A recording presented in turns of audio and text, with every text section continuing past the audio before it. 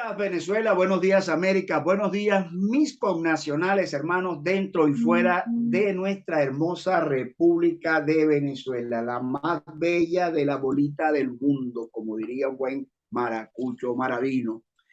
Venezuela, cuánto te amo. Hoy a través de MCN TV Internacional, tu canal de YouTube, que siempre te invito a que te suscribas y te coloques del lado correcto de la historia. Igualmente a través de Noticias MCN Venezuela, tu blog pop, y ahí mismo conéctate en la parte superior derecha a nuestra emisora de radio para que este programa, que hoy 2 de noviembre, puedas escucharlo y puedas verlo en esta plataforma comunicacional libertadora con nuestros aliados de Siga Toca Noticias Venezuela y desde luego siempre Venezuela, siempre allá en el norte de Santander y en la Guajira colombiana para toda Colombia y las islas de Aruba, Curazao y el mundo. También allá en la comunidad alemana francesa, Lauret Ovier, que siempre, saludo Lauret, siempre pendiente de toda nuestra programación, apoyándonos en todo. Y sobre todo que tengo un gran compromiso, por eso te saludo, don Lauret. Difícil que yo aprenda a hablar esos idiomas a esta altura, pero no es imposible. Ese es mi compromiso, por lo menos manejar mejor el inglés, como tú me lo has pedido. Igualmente, pues, para a través de Facebook, en Telegram, Signal, Twitter,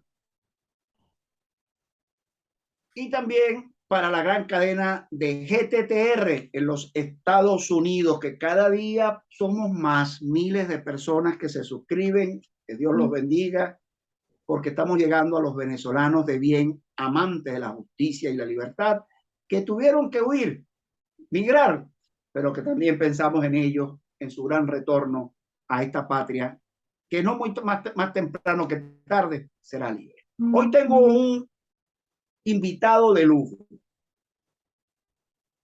al doctor Humberto Calderón Bert.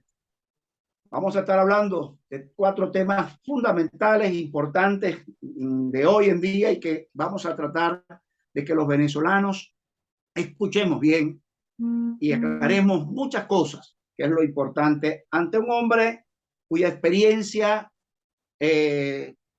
no cabe duda que ha pasado 60 años en ese mundo del petróleo, en el mundo como ministro, como presidente de PDVSA, como presidente de la OPEC, profesional de los más altos niveles, una autoridad en la materia, pero también en el campo político e internacional. Bienvenido, doctor Humberto Calderón Bert. Buenos días, José. Encantado de saludarte a ti y a toda la gente que te sigue en todas partes del mundo. Doctor, antes de comenzar, yo escuché algo en un programa que le hiciera un buen amigo en común, tengo que nombrarlo porque lo aprecio mucho, Napoleón Bravo. Gran Y me amigo. gustó una cosa de Napoleón cuando usted mismo le dijo, fue una palabra suya, que a usted en su pueblo el cura, en vez de bautizarlo con agua bendita, lo bautizó con petróleo. Y eso que en Boconó no hay petróleo, en Boconó no hay petróleo, pero todavía estaba en esto, Se ¿no? fue por ahí cerquita y se trajo un potecito, entonces, sacerdote de la isla. Doctor, hay un tema que me agradaría comenzar con ello, porque dividiendo el tema y porque creo que el régimen de Nicolás Maduro Moro y la falsa oposición han hecho un arroz con mango y hay mucha duda, sobre todo a aquellas personas que tienen poco acceso a los medios de comunicación y los que lo tienen, la gente no le explica bien, ¿no? Y uno ve a veces hasta opinadores de oficio y sin oficio soltar lo primero que se les ocurre, lo primero que les llega, sin conocimiento realmente sobre la materia o dominio de la misma. No le podemos exigir a todo el mundo que lo sepa, pero es bueno que lo aprenda para que pueda realmente comunicar, inclusive hasta entre las mismas familias, cómo y de qué está, cómo se come eso. Y se trata el tema de Chevron, porque mucha gente no ha entendido eso. Sobre todo, yo decía recientemente que era inconstitucional el tema del Acuerdo de México. Ese punto lo vamos a sacar, hay que separarlo, lo vamos a tratar en el segundo segmento. Pero en esta parte Chevron. Chevron se entiende que se ha violado con ello la ley de hidrocarburos. Se habla inclusive de que no va a pagar regalías, que no va a haber impuestos, con el conocimiento pleno que la Chevron, tanto acá mismo en el Zulia, allí en Campo Bocán, las instalaciones están inoperativas, tendrá que reactivarlas nuevamente, ¿no? Lo conocemos de primera mano, ¿no? Y me imagino que allá en el sur, en Oriente, no sé en qué condiciones están, pero realmente Chevron alcanzará a dar un beneficio a Venezuela cuando Venezuela, en todo caso, la industria petrolera le adeuda 4.500 millones de dólares a ellos, ¿no? Bueno, veamos, vamos por partes, José. Mira, en primer lugar, ¿por qué razón se le deben 4.500 millones de dólares a Chevron? Bueno, la razón es simple. Hay una empresa mixta de la cual Chevron y PDVSA forman parte, y el socio mayoritario es PDVSA. Los dividendos correspondientes, cuando ha habido ganancias, que ha habido ganancias, se deben repartir, y los que le correspondían a Chevron no se los entregaron nunca. Esa es la deuda. Es decir, los dividendos que le correspondían como socio a la empresa mixta son 4.500 millones de dólares, como tú bien señalas, ¿no? Entonces, la licencia que acaba de otorgar el gobierno americano básicamente para que se produzca petróleo y Chevron se cobre lo que se le está debiendo. Yo creo que se ha magnificado mucho el tema de Chevron, una cosa relativamente discreta, relativamente pequeña. Porque ¿qué tiene Chevron? Tú lo acabas de señalar. Bocán y lo que tiene la faja petrolífera en el Orinoco. Esos son los dos activos que tiene Chevron en Venezuela. No son activos de ellos, pero son los dos campos donde participa. ¿Qué se le permite dentro de la licencia? Pues recuperar la producción. No hay pozos exploratorios, no hay actividad perforatoria. Lo que hay básicamente es actividad relacionada con lo que ya allí exista. Ahora, tampoco es la panacea como la gente piensa. Yo escuché declaraciones de algunos que dicen que empezó el cambio político en Venezuela, de la recuperación de la economía con el tema Chevron. No, yo creo que Chevron podrá llegar a producir en los campos que tiene 200.000, 250.000 barriles por día. Eso no le van a arreglar el problema a Venezuela. Eso es a largo El plazo. Estado, bueno, eso podrá hacerlo en 2 años, eso porque es posible que en 2 años logre ese nivel. Pero ¿qué es lo que está pasando en Venezuela? Tú lo acabas de señalar. La industria petrolera venezolana ha sido desmantelada. Bueno, no nos vayamos muy lejos, en el estado Zulia, por ejemplo. La estatización que hubo de las 76 empresas de servicio, ¿qué queda de ellas? Nada. De los campos que habían de apoyo para las operaciones en el lago, ¿qué queda? Nada. Habían 2.800 unidades disponibles para actividades en el lago. Me dicen que quedan menos de 100.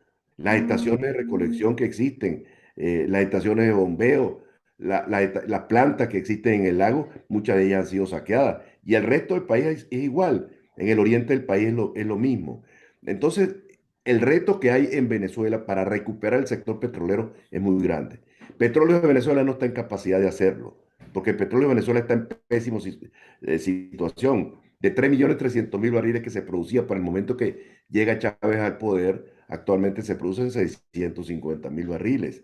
De 1.200.000 barriles, que era la capacidad instalada de refinación en el territorio nacional, actualmente se está refinando menos de 300.000 barriles. Es decir, la industria ha sido destruida. Entonces hay que reconstruir la industria. ¿Por qué hay que reconstruirla? Porque es la única actividad que tiene Venezuela en el corto plazo para generar recursos.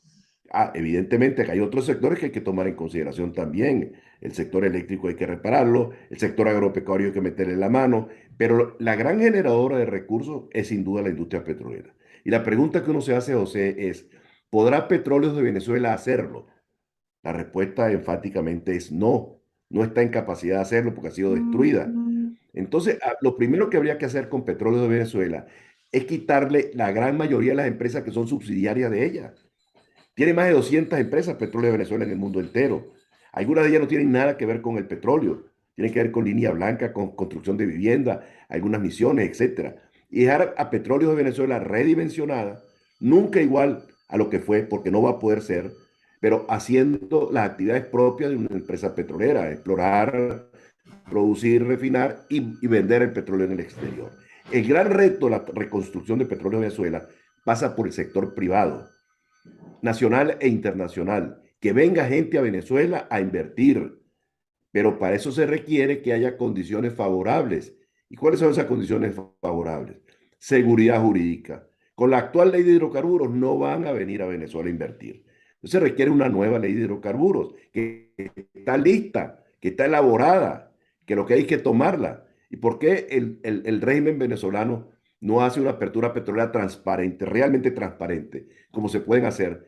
E invita a las empresas internacionales que vengan a Venezuela. Tiene que aprobar primero, hay que aprobar primero una ley de hidrocarburos nueva. Y eso se puede consensuar, evidentemente que sí. ¿Habrá disposición política de hacerlo? Ah, no lo sé, porque tiene que ser una disposición política del gobierno, del régimen venezolano y de la oposición. Pero mira, para que nosotros volvamos a ver la industria petrolera que conocimos, que no va a ser la petróleo de Venezuela que conocimos nunca, pero en general la industria, produciendo 3 millones de barriles, José, vamos a tener que invertir casi 100.000 millones de dólares en 7, 10 años. 100.000 millones de dólares. ¿Dónde van a salir? ¿Tiene Venezuela recursos para atender eso? ¿O es preferible que los pocos recursos que se vayan encontrando se irían a la educación, a la salud, a los hospitales que están en pésima situación, a la restitución del sector eléctrico, porque sin electricidad no hay nada, y empezar a entrar a otros sectores? Por ejemplo, usted tiene una gran potencialidad agropecuaria en el estado Zulia, pero las fincas se las quitaron a mucha gente. ¿Por qué no se las devuelven? ¿Me entiendes? ¿Por qué no le devuelven las industrias que les expropiaron a la gente y no les pagaron? ¿Por qué no devuelven las empresas de servicios que les expropiaron a la gente en la costa oriental del lago de Maracaibo? Esa es la cosa que hay que hacer, ¿no? Para cuanto antes comenzar con la recuperación del país. Ahora, volviendo a lo de Chevron, hay muchas cosas ocultas allí que uno no sabe. No estoy hablando con mala intención, ni mucho menos, pues no suelo hacerlo. Es decir, ¿qué va a pasar con la regalía? ¿Quién va a pagar la regalía? ¿Va a permitir los Estados Unidos que se pague la regalía? Hasta ahora hay posturas encontradas. Ahí dicen que no, que sí se va a poder pagar la regalía, y otros que no se puede pagar.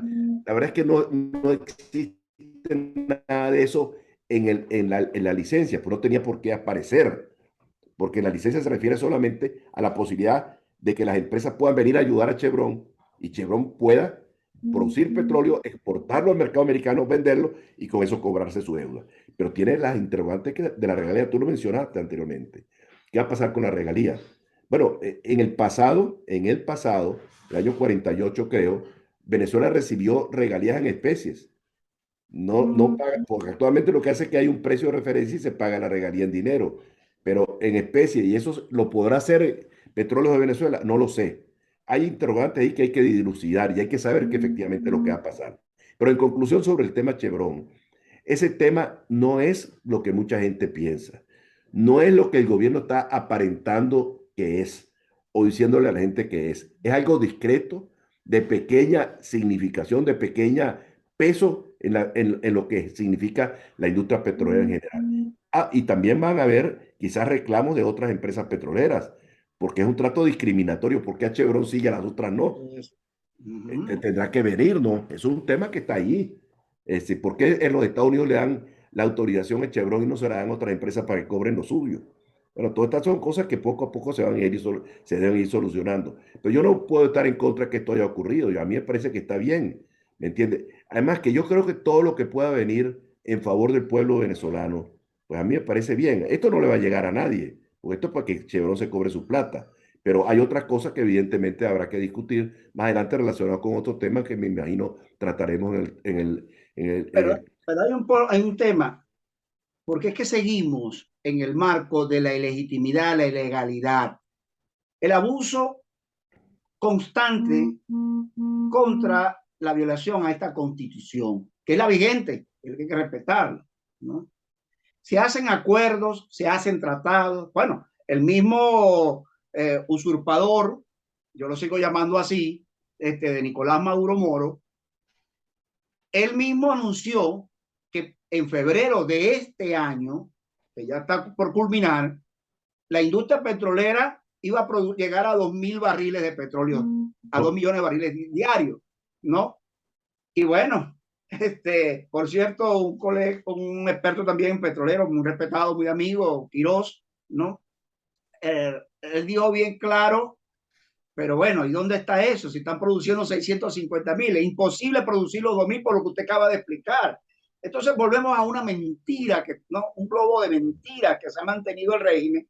Pero lo más grave de esto es la violación permanente a la Constitución. ¿Por qué? Porque puede entrar al otro punto. Antes de entrar al otro punto, hay algo refrescante para no salirnos del tema petrolero, ¿no?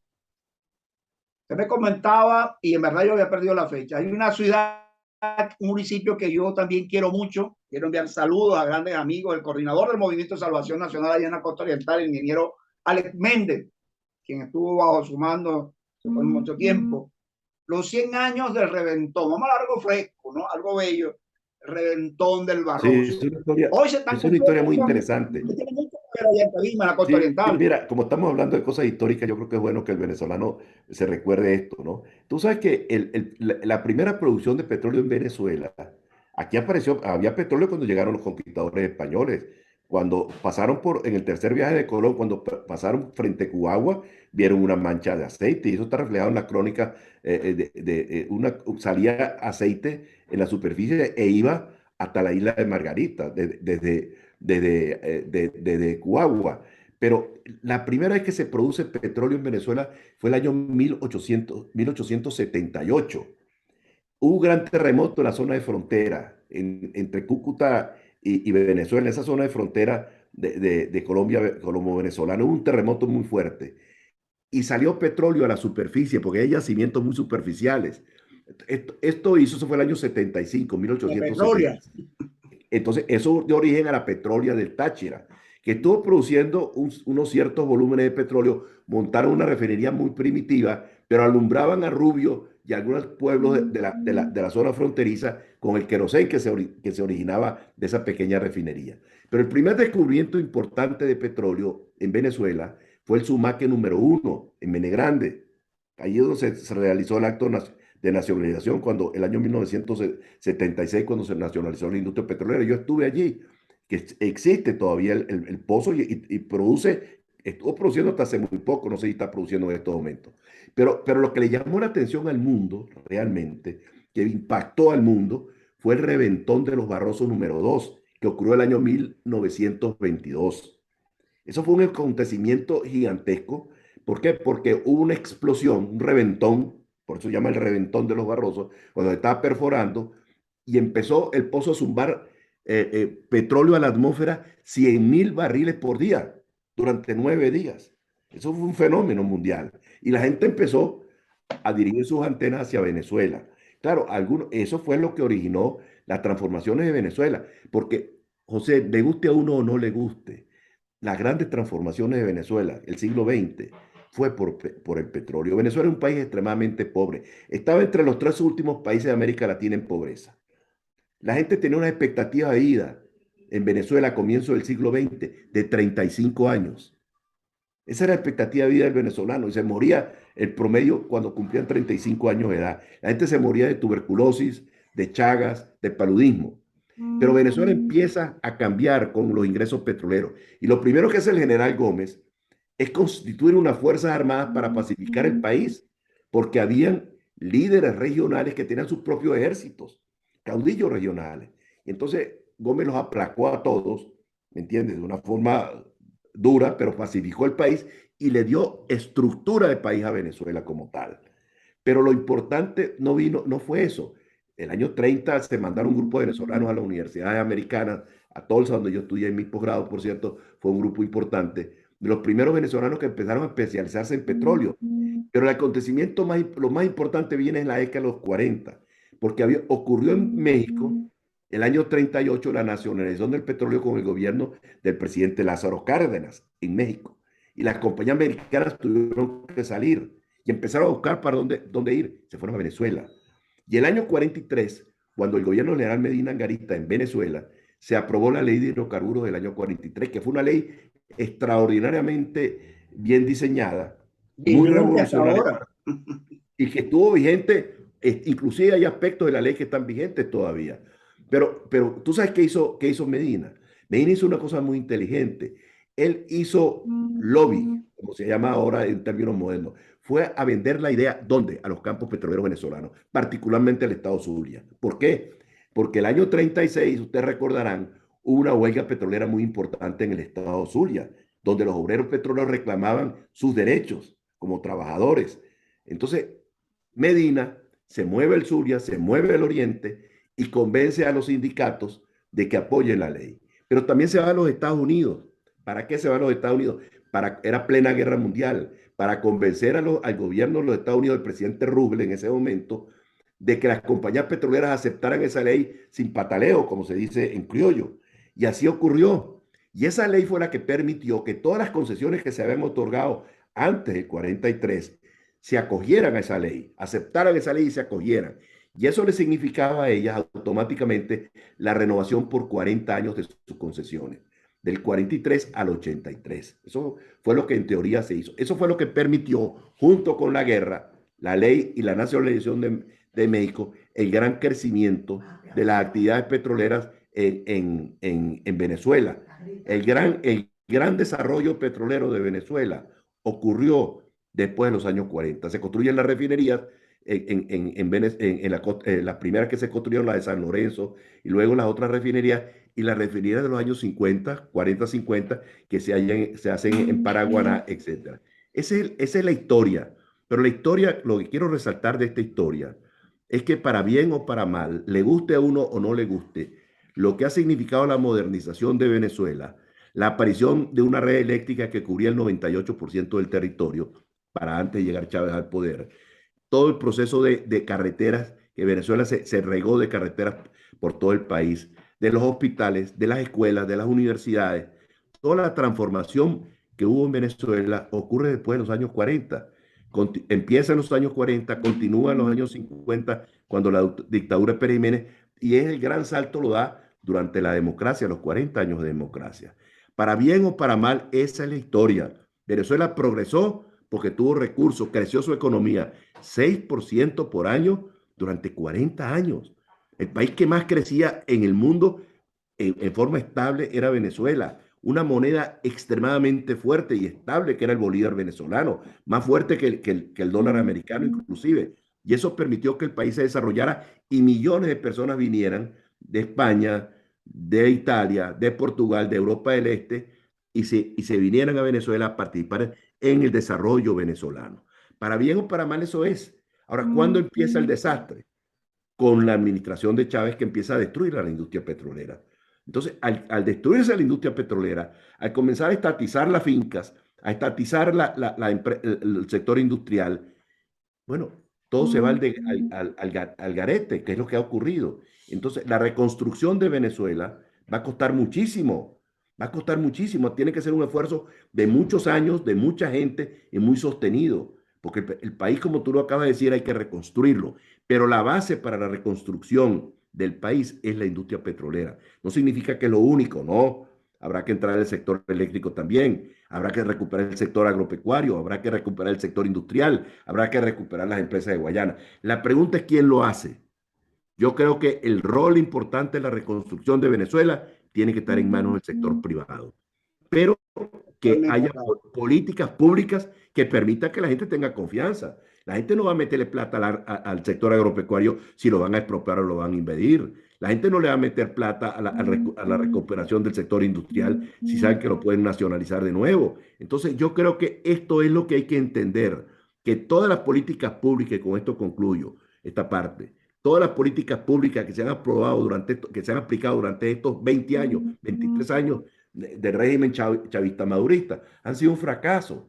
Cualquier persona medianamente inteligente, José, cualquier persona medianamente sensata, y mira para atrás y ve lo que ha dejado, la estela que ha dejado la aplicación de esas políticas públicas, ¿qué es lo que debe hacer?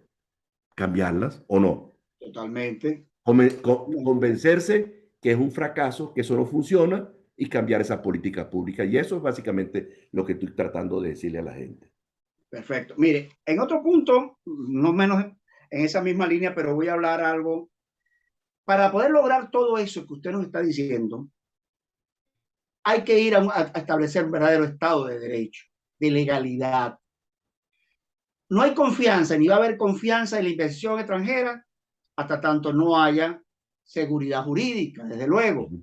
Ahora bien, lo que acaba de pasar el sábado pasado en México, yo lo titulé de inconstitucional, ese acuerdo de México, más allá de la buena intención, entre comillas, que pudiera haber, ¿no?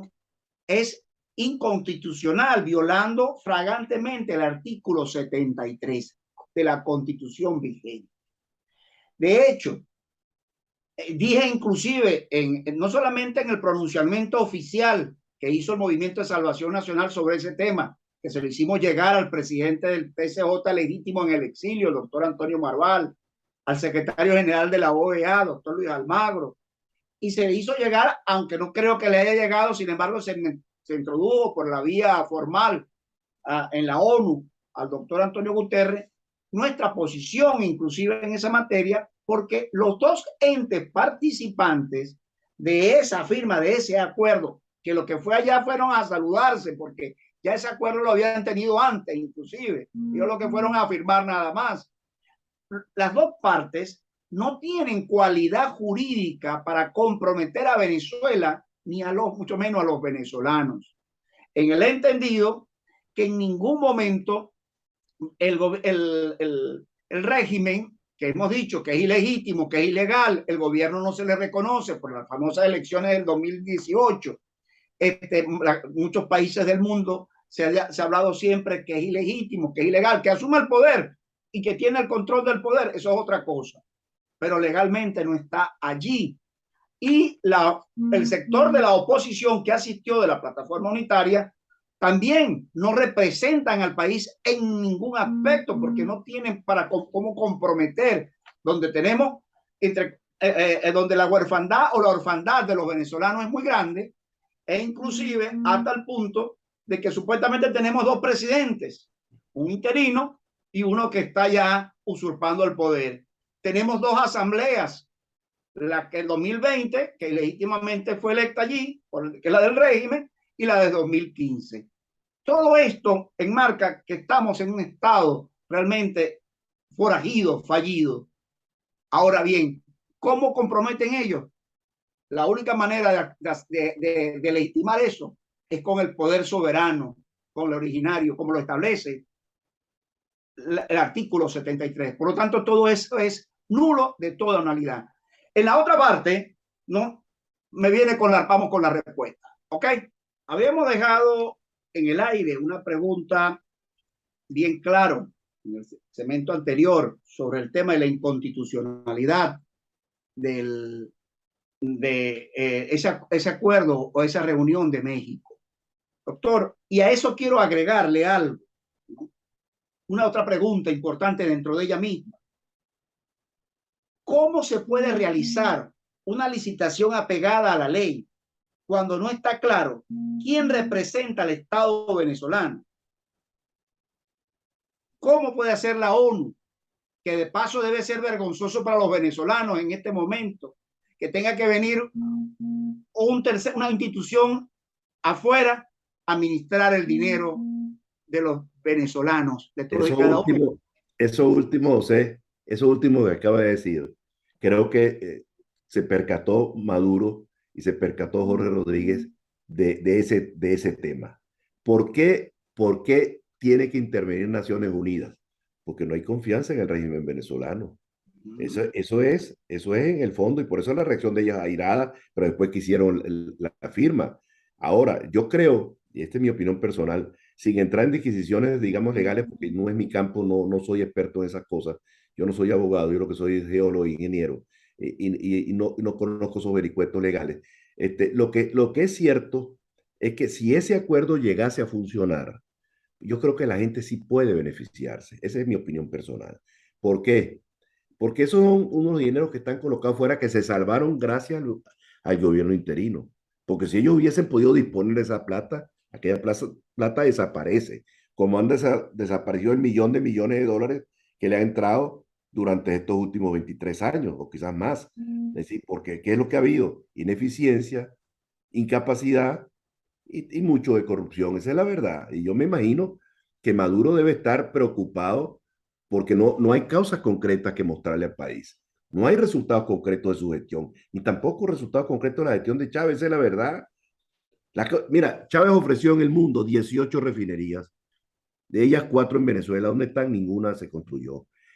El tercer puente, el segundo puente sobre el lago, ¿dónde está? No se construyó. El tercer puente sobre el río Orinoco no se construyó. La cantidad de cosas que ha ofrecido. El ferrocarril que iba a ir del occidente hasta el oriente, por el centro de Venezuela, tampoco se construyó. El ferrocarril que iba a ir de Caracas a Puerto Cayo tampoco se construyó. El ferrocarril tan chiquito y cortico de Caracas a Guatire, la ciudad de dormitorio, Guarena, Guatire, tampoco se construyó. Los metros que se iban a construir, ¿dónde están los metros que se iban a construir? El de Valencia, el de Maracaibo, etcétera. No, no hay nada, no hay una obra realizada. Entonces, esto podría ser un paliativo, tampoco es la solución definitiva, ¿no? Pero una señal. Vamos a ver qué pasa. Porque yo sí creo que el problema de los hospitales es gravísimo en Venezuela. Los enfermos renales que están sufriendo porque no tienen la medicina, los enfermos de cáncer que no tienen las quimios, la cuestión de la electricidad que está, bueno, en Maracaibo pareciera ser que le hicieron un daño horrible al régimen de Chávez y de Maduro, será por su rebeldía, porque nunca han podido ganar las elecciones allá, sino las que amañaron más tarde, pero que ha habido un problema gravísimo con el Zulia, porque Zulia ha sido un reducto de oposición al régimen durante todos los veintitantos años, salvo el pequeño trecho que gobernó este señor, el paisano de ustedes. Pero esa es la verdad. Ahora, yo creo que ojalá y esta cosa funcione, pero hay que entrarle a los temas más importantes, José. Esa es una realidad. El régimen ha tratado de acabar con la oposición y no ha podido. Cualquier calificativo que tú le des a la oposición del G4, a la oposición mayoritaria que constituyen el mundo de los independientes, donde estamos tú y estoy yo y estamos muchísimos, hay legiones, que es la gran mayoría de los venezolanos, que son opositores, pero no pertenecen a esos partidos. Ese es un mundo que está allí. Ahora, ¿qué va a ocurrir? Vamos a ver cuáles son los próximos pasos. Ya Gerardo Blay lo dijo. Ya dijo, vendrán otras cosas, pero hay que entrarle, por ejemplo, a la cuestión electoral, a la fijación de una fecha electoral con todas las Sobre eso garantías. vamos a hablar. Con todas las garantías. Hay que entrarle a la libertad de los presos políticos, civiles y Eso quisiera militares. para que usted responda a eso, perdón que le un inciso allí. En comunicación con el doctor Alfredo Romero, director de Sí. Foro Penal, aclaró algo porque yo quedé con la duda, ¿no? Se decía que ellos han tocado el tema de los presos políticos y eso es mentira. Alfredo dice bien claro, es totalmente falso. No se ha tocado el tema, ni me han llamado, ni no han llamado ni en el sector de esa oposición, ni mucho menos el régimen. Pero tienen que Sobre los hacerlo. presos políticos no se ha movido nada, absolutamente. Hay que aclararle a la comunidad internacional inclusive eso. Sobre el tema de los presos políticos, palabra una más o menos de Alfredo Romero, no se ha tocado nada en lo absoluto. De hecho, vamos al cierre del año, 300 presos políticos, no hay democracia donde hay presos políticos, indiscutiblemente, ¿no? Pero lo aún más grave entre civiles y militares es que hay algunos ya que pueden perder su vida antes de cerrar el año por su deterioro de la condición del estado de salud, ¿no? Muy grave, muy grave. Yo voy a hablar en este programa rápido aquí para darle allí, para continuar con unos presos políticos del MCN que están allí, ¿no? Jóvenes que los colocaron y le aplicaron aquello de que insurrección militar y resulta que nunca hicieron, no fueron ni boyescados, ¿no? Entonces imagínense usted, y ya van a cumplir 3 años secuestrados. Pero también que está en muy mal estado de salud y no quieren rendir cuenta el caso del capitán Guacari Urbano. Y muchos de ellos, y hay otro militar que está en huelga de hambre, tiene 10 días, ¿no? Javier Tarazona, por defender los derechos humanos, ahí tiene más de 500 días secuestrado. Entonces, no se tocó, entre otros, son muchos, ¿no? Se tiene que tocar. Ese es un tema fundamental, o sea, hay que tocar también el tema de los exilados, la gente que está afuera. Ahora, que tienen que tener libertad para poder regresar a Venezuela. No puede haber, a ti no te pueden poner preso, un sistema democrático, no te pueden poner preso por pensar diferente. Eso no puede ser. Eso es absolutamente antidemocrático. Y yo creo que hay que entrarle ese tema, hay que entrar el tema de los exilados políticos pueden regresar a Venezuela, los que tienen veto, que no pueden trabajar en el sector petrolero, no para que trabajen con PDVSA, pero trabajen en el sector privado, porque la aplicación cuando Chávez destituye a las 20.000 personas, no solamente lo destituye de PDVSA, sino que le prohíben a las empresas petroleras privadas que los emplearan y no los emplearon. ¿Me entiendes? Algunos habrán trabajado subrepticiamente, es posible, pero formalmente no pueden trabajar. Y por eso es que tú lo ves esparcido en el mundo entero, en Kuwait, en los Emiratos, en Arabia Saudita, en Qatar, en Canadá, en Estados Unidos, en Colombia, en México, etcétera, ¿no? Eso es la verdad, eso es lo que está ocurriendo, ¿no? Y yo no veo la razón por la cual no pueden regresar a su país. Yo creo que hay que entrarle ahora en las conversaciones que se tengan a la agenda política. Pero a mí me parece que así, por ejemplo, como causó buena impresión la designación de la comisión esta para la celebración de las primarias, sin emitir juicio sobre las primarias, sobre la comisión solamente. Cayó bien porque está integrada por gente honorable, gente de buena reputación, que es reconocida en el país. ¿Por qué no se hace lo mismo con las conversaciones de México? ¿Por qué no se refuerza ese grupo y se integra gente de la sociedad civil para que realmente la gente se sienta representado?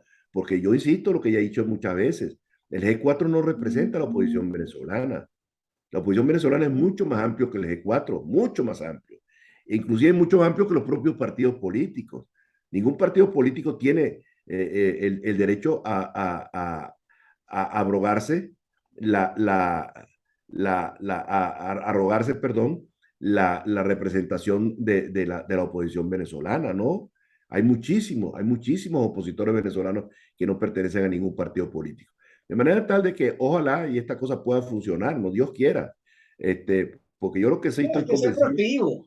Yo estoy claro, hay que ser positivo. Yo no juego lo que pasa es, hay algo al principio que dice, si tú quieres resultados diferentes, tienes que hacer las cosas de manera Así diferente. es, así es. Entonces, con los mismos actores que causaron esta desgracia, honestamente soy muy escéptico en ellos, con ellos no hay posibilidades de que haya solución. A mí me parece, Si fíjate, alimentamos José, con gente fresca, honesta, íntegra, que en verdad le duele al país, yo me anoto a esa, de que por allí pudiera haber los verdaderos claro, resultados y cambios como tiene que haber una nueva plataforma unitaria en Venezuela, un nuevo grupo que dirija la oposición. Esta oposición ha fracasado, esa es la verdad. un Aunque nuevo uno, liderazgo, una nueva vocería inclusive internacional y nacional, absolutamente, desde absolutamente. luego. Ahora, En eso doctor, estamos de vamos a entrar en acuerdo. la materia electoral. Ajá. Honestamente, usted comenzó y tocó la tecla de la plataforma de la comisión que nombró la plataforma unitaria. El muchacho cuando nace torcido, a veces, como decía un viejo adagio, el cochino que le moche la trompa, igualito sigue siendo cochino, ¿no? Decía algo por allí, más o menos así. El problema de la comisión, que fue electa o elegida, designada, mejor dicho, pues no fue electa, designada por la misma plataforma unitaria que entre gallos y medianoche desarrolló su reglamentación y su normativa allá en la finca, por cierto, de Manuel Rosales, allá en Panamá, finca que obtuvo de manera dudosa, ¿no? Porque en los tiempos de Mantelini le dio un crédito que, por cierto, nunca lo pagaron y ahí le quitaron hasta el dinero porque se fueron los... Primera que pierde Manuel Rosales, ¿no? Porque el asistente, la secretaria y el asesor de la finca le quitaron el dinero y se le fueron los dos con la cabulla, dejaron a Manuel guindando. Pero bueno, la reunión la hicieron allá y allá desarrollaron todo, el Omar Barbosa y su combo. Ahora bien, lo he No hecho. conocí esos detalles, o sea, no estaba Sí, tan sí. seguro de eso. Y de hecho lo hicieron y aquí vinieron, presentaron y postularon y nombraron a los señores que están allí, que no tengo nada en contra de ellos, porque de hecho, inclusive, uno de los miembros de esa comisión, y lo digo responsablemente, fue miembro del Movimiento de Salvación Nacional, la doctora Mildred, ¿no? Suplente de la comisión. Y bueno, después se fue con Voluntad Popular y está allá, ella pertenece a Voluntad Popular, ¿no? Y conozco su trayectoria, una mujer muy honorable, de allá de Mérida, por cierto, de Tabay. Y, y no tengo nada contra los demás, que tengan su corazoncito con el Nuevo Tiempo, con la D de Ramos Ayú, con PJ, bueno, eso era, nadie le puede caer sorpresa porque ellos no son tontos de nombrar miembros de la comisión que no estuvieran afines a ellos, eso estamos claros. Ahora, pero el señor Casal, el que la preside, ayer lo dijo bien claro, en enero se comienza a trabajar con el registro electoral de caras a las primarias. ¿Y quién va a suministrar el registro? ¿O con quién tiene que manejar el registro? Con el actual CNE, no hay otra. ¿No? Es decir, que poco a poco han ido vinculando, porque ellos lo dijeron, la misma comisión, todo está sobre la mesa. Y la solicitud de la asistencia técnica al CNE, pues esto se mantiene sobre la mesa, y ya Casal lo dijo, que se contradice porque semana anterior había comentado el señor Casal de que, bueno, era inevitable la influencia, la intervención de Maduro en las primarias, pero igualmente ellos iban a avanzar. Imagínense, eso está grabado, eso lo dijo el mismo. Y ayer dice el tema de que a partir de enero comienza lo del registro electoral, que por el través del registro electoral es que van a llamar para la participación en las primarias, es decir, buscando aval del CNE. Si eso es así, indiscutiblemente esa primaria es lo que ya sabíamos, no sorpresa. Eso va a tener nombre y apellido, esas primarias, sí que se llegan a realizar en junio, como ellos dicen, ¿no? Y no van por la vía del consenso, que puede que ya el candidato de Maduro, que se sabe que es Rosales, quiere imponerlo como tal. Yo no confío en la primaria. Claro, cada quien con su juego.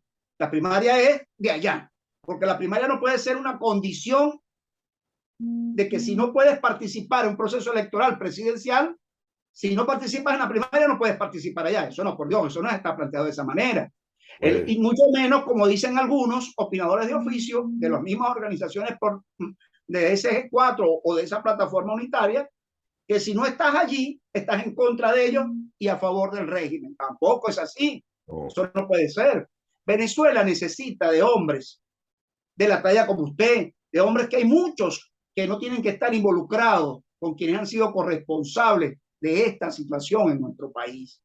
El pueblo venezolano, más del 76%, no lo digo yo, lo dicen todas las encuestadoras serias, están en contra del G4 e inclusive anunciaron no participar en las primarias, porque están necesitados verdaderamente de un hombre, una mujer que les lleve el mensaje claro, de visión clara, para poder llevar a la libertad de este país. Claro, participar en un proceso electoral, ya sabemos que hayan verdaderamente condiciones, pero no con las que el régimen ya lo dijo, al mismo Maduro, unas condiciones condicionadas, no, sería en el término gallino. Si me quitan todas las sanciones, me levantan todas, pero todas. Lo que le faltó fue decir que inclusive lo que me llevan allá en la Corte Penal internacional o de lesa humanidad, lo que le faltó fue decir eso nada más. Si me levantan todo, hay elecciones libres y democráticas. Él está reafirmando con eso que hasta ahora no ha habido elecciones libres ni democráticas. Bueno, lo mismo viene por las declaraciones de Petro a raíz de la reunión de París. Dijo que hay que propiciar, dijo Petro, la celebración de elecciones transparentes. Esa fue la expresión que utilizó, lo cual quiere decir que la que se han realizado hasta ahora no ha sido transparente, y eso no es mentira, eso está a los ojos de todo el mundo. Ahora, yo sí creo que yo tuve una reunión esta semana junto con un grupo de personas que estamos todos en el exterior, que tenemos configurado un movimiento que se llama Movimiento de Ciudadanos Venezolanos en el Mundo. Y tuvimos una reunión con la Comisión Electoral de Primarias. Yo creo que ahí pueden haber dos cosas con respecto a su desempeño. Uno, en primer lugar, de que realmente ellos actúen con autonomía plena y hagan las cosas como tienen que hacerlas. Ese es un escenario. La gente que está integrando esa comisión es gente honorable. Yo no lo conozco a todos, pero la mayoría los conozco y gente muy honorable, una gran trayectoria. Y la otra es que cuando empiecen a hacer cosas que no les gusta a la E4, se presenta una situación de conflictividad con ellos. Eso es posible. Eso es posible. Ahora, yo sí confío en ese grupo. Yo no necesariamente estoy de acuerdo con la cuestión de las primarias, porque si hay condiciones, pues evidentemente que es un mecanismo. Pero es que hay otros mecanismos también. Hay el entendimiento, el consenso, la búsqueda de elementos de personas con cierta entidad que puedan representar a los venezolanos que no están vinculados estrictamente con los partidos políticos. Entonces es un tema sumamente escabroso, difícil, ¿no? Lo que sí es importante es que, y eso tú lo acabas de señalar, el registro electoral está totalmente contaminado, pero contaminado por varias razones. Porque la gente que ha muerto, esa identidad ha sido suplantada por otra gente. Eso ha sido así. Porque hay gente que vota 3 y 4 veces. Por otra parte, porque hay gente que se ha mudado en Venezuela de un sitio para otro, porque ha habido un fenómeno migratorio interno muy importante, porque en la zona más aporreada desde el punto de vista de los servicios, la gente dice, no, yo me voy para donde los servicios estén funcionando y se van, y se han movido mucho para Caracas, inclusive, mucha gente. Eso está así. ¿Y qué pasa con los venezolanos que están en el exterior? Hay 7 millones de venezolanos fuera. ¿Cuántos tendrán derecho a voto? El derecho a voto deben tenerlo todos, pero ¿cuántos podrán ser mayores de edad? La mitad, bueno, pone 3 millones y medio de personas. Esa es una cuestión que es fundamental. En el reglamento de la primaria apenas hay tres líneas referidas a los venezolanos en el exterior. Inclusive hay partidos políticos, dicen que hay partidos políticos que están opuestos al voto de los venezolanos en el exterior. Pero ya hay conversaciones, ya hay gente que está dispuesta a cooperar. Nosotros, por ejemplo, el grupo este que yo acabo de mencionar, tiene una cierta estructura que ha puesto a la orden de la Comisión Electoral. Ya hay gente que está muy bien organizada. Por ejemplo, en Colombia, que habían los permisos especiales, los PEP que llamaban, ahora hay un nuevo instrumento y la gente está registrada en Colombia con su nombre y apellido, el número de la cédula de Venezuela. A lo mejor eso se puede utilizar. En Perú existe otro mecanismo igual, donde han podido censar. Aquí en España, cuando tú te llegas a España y te pones, y si eres residente en España, tú tienes necesariamente que registrarte en lo que llaman las oficinas municipales de padrón electoral. Hay un control total de las personas extranjeras que hay acá en todos estos países. ¿Por qué no se utilizan esos mecanismos? Porque es cierto lo que tú dices, el registro electoral nuestro no sirve. Ahora, y por eso es tan importante la participación de la supervisión electoral, antes, durante y después, para que realmente lo que se manifieste como resultado es la voluntad de la gente y no haya manipulación. ¿Que hay riesgo? Claro que hay riesgo, hay muchísimos riesgos, ¿no? Y que hay cosas oscuras, claro que las hay. Pero bueno, vamos a dar el beneficio de la duda a esta comisión para ver si efectivamente la cosa funciona. Ahora, hay algo importante también allí. Acuérdense que ninguno de esos bloques, ni el G4, ni el régimen, le interesa, pero bajo ninguna condición, que los venezolanos que están en el exterior voten, porque lógicamente van a votar en contra tanto del G4, ¿no? Por su mala administración. Eso que no han sido gobierno, porque si hubiesen sido gobierno verdaderamente hubieran acabado a Venezuela tanto igual que el régimen, ¿no? Por la demostración la dieron con el inquilinato, pues, y monómenos y todo aquello que ya conocemos, como se embarraron las manos allí de corrupción, ¿no? Ahora bien, la gente que No le está eche, no afuera, le eche, no le eche cuento a quien sabe historia. por eso no lo voy a andar mucho, porque yo siempre sabe bien claro. Entonces, ninguno de los dos sectores van a tener votos de afuera, por el contrario, todo lo contrario. Y por ellos a ellos no les interesa que vote el que está afuera, ¿no? Pero Eso los que estamos estamos afuera claros. tenemos que...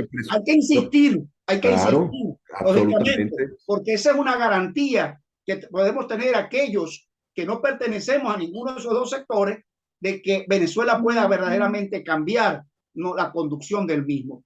Que el régimen dé condiciones para un verdadero proceso electoral, bueno, eso también hay que ver, pero Claro. no a cambio de levantamiento de la justicia. Por eso No, es que es muy, muy importante, José, la participación de la comunidad internacional. Por totalmente. ejemplo, por ejemplo, los españoles que están en el exterior votan, los italianos que están en el exterior votan, los colombianos que están en el exterior votan. Si ellos votan, ¿por qué nosotros? Y eso lo va a entender perfectamente bien la comunidad internacional. Ellos son los más interesados. Mira, el problema de Venezuela ya no es solo de los venezolanos, no.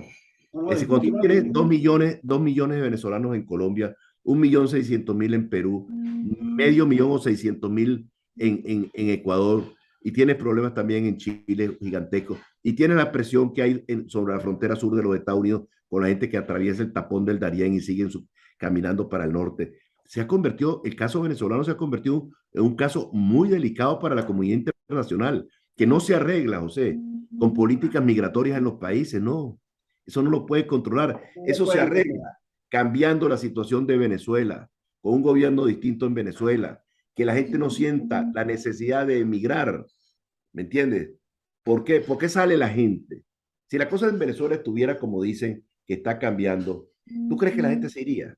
De ninguna No. manera, al La gente se contrario, la va gente porque no tienen cómo comer, porque no tienen claro. condiciones adecuadas de vida, por eso se van. Entonces, hoy no es que estén defendiendo la democracia, no que creamos esos cuentos. La democracia y la libertad no. Lo que quieren quitarse de arriba y con todo derecho, lo asiste todo el derecho del mundo, es parar el tema de la migración venezolana.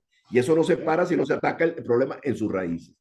Y eso es lo que hay que convencer a la comunidad internacional. Señores, esto va a continuar y cada día va a ser peor. ¿Me entiendes? Porque cada día la situación desmejora, no es que mejora, desmejora. Y mientras no haya un cambio político en Venezuela, ese cambio se produzca democráticamente, ese cambio se produzca a través de un proceso que permita una gobernabilidad, porque también tenemos que enfrentar con toda la valentía del mundo el tema de la gente que está vinculada con el régimen. Si la gente se siente amenazado, si la gente piensa que va a haber una revancha y los van a perseguir, pues se van a resistir a que se produzca el cambio. Pero si tú le garantizas a la gente que pueden vivir en libertad, que sus espacios se le van a respetar, ¿me entiendes? Que no se les va a perseguir, que van a tener, salvo los que han cometido delitos, eso es otra cosa. Eso tendrán que vérsela con la justicia, los que han saqueado el erario público o los que han cometido actos de violación de derechos humanos que tú señalabas anteriormente. Eso es otra cosa. Pero el resto no puede ser pecado pensar diferente. No, tú no puedes encarcelar a la gente por pensar diferente. No, no, Eso de no ninguna puede manera estaríamos suceder. haciendo lo mismo que ellos han hecho y no es la idea. Yo le No he hay, dicho, doctor, siempre recada oportunidades. Quieran o no quieran muchos, el PSUV, mañana van a decir que estoy a favor de ellos, ¿no? Pero ¿saben cuál bueno, es mi posición? El PSUV es una realidad política, claro. mala, buena, regular, es una realidad política que no la vamos a borrar, como ellos siempre dicen, borrón y cuenta nueva. Entonces no se trata de eso, ¿no? Ellos van a estar allí, indiscutiblemente. La justicia tiene que alcanzar, más temprano que tarde, a los saqueadores de la nación de ambos sectores, tanto de la Sí, falsa oposición o de ese sector de esa oposición del G4, como también del régimen. Y sobre ese tema es importante, para cerrar algo muy importantísimo ya en este tema, doctor, es el siguiente. Viene algo que no lo va a parar, y lo dije ayer, por cierto, que es lo único que le teme el régimen, que le teme Maduro, y que no lo deja descansar. De hecho, suspendió su viaje a Sudáfrica. Usted sabía que Maduro cada vez que viaja, viaja con 3 aviones, y no se sabe cuál de los 3 aviones donde él va. no lo Eso no es, sabía. sí, eso es una información oficial, no es que lo estoy inventando yo, ¿no? Porque él sabe, le tiene miedo inclusive hasta los mismos Estados Unidos, a los cazacorrecompensas que hay en el mundo, y sobre todo que él sabe muy bien a lo que más miedo le tiene y temor verdaderamente le tiene, es al tema de la Corte Penal Internacional. Porque la Corte, usted vio ya que los 3 magistrados de la Corte Penal ya le dieron, fijaron fecha para enero y febrero respectivamente, y eso lo tiene a él, y que todas las diligencias que han hecho han sido infructuosas de parte del régimen. Yo creo mucho y confío en la justicia internacional, y por eso yo le he llamado acción judicial internacional libertadora, porque ese va a ser lo que realmente va a minar las bases de esa usurpación verdadera, y va a haber ahí sí la apertura para no solamente la libertad, sino rescatar la verdadera democracia que necesitamos. Y necesitamos de hombres como usted, como mujeres y hombres que están comprometidos con Venezuela, pero sobre todo, lo que usted dijo una vez, el día de su cumpleaños este año. Lo más difícil para recuperar para Venezuela, hacerlo a moral, los principios, ¿no? Y solo se logra con hombres de moral, principios, íntegros, leales, con los mismos corresponsables de esta tragedia, imposible realizarlo. Lo dejo a usted para el cierre, doctor. No, muchas gracias, José. Como siempre, muy amable y muy amena tu conversación. Espero que la gente haya seguido las cosas que he dicho, las cosas históricas que es muy importante que la gente la tenga, la guarde, porque la historia es importante conocerla para aprender de ella, aprender de los errores que se han cometido y también aprender de los éxitos, para repetir los éxitos y evitar los errores. Muchas gracias nuevamente por tu invitación y a tu gente. Siempre esté su casa. Muchas Hey, y gracias. pendiente el libro, Sí, en pendiente cualquier ese momento libro. lo vas a tener por allá. si Dios quiere. Gracias, Dios me lo bendiga. Un Saludos. abrazo. Gracias a Adiós. todos, bendiciones para todos y feliz fin de semana.